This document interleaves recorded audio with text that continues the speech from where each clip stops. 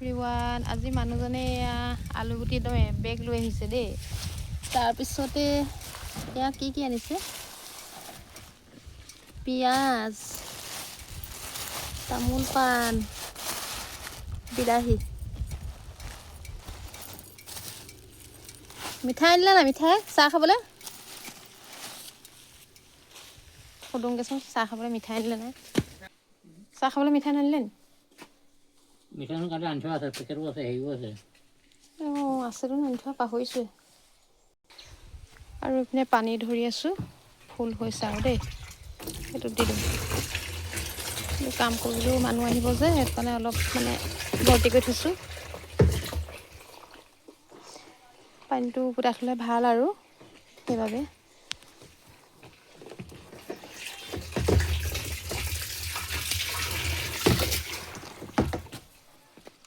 কফিটোকে বনাব পৰা হ'লহেঁতেন দেখোন, কফি পেকেট আছিলে নহয়।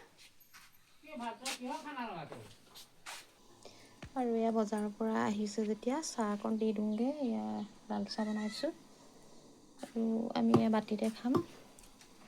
লৈ লৈছোঁ, দিওঁগৈ এতিয়া।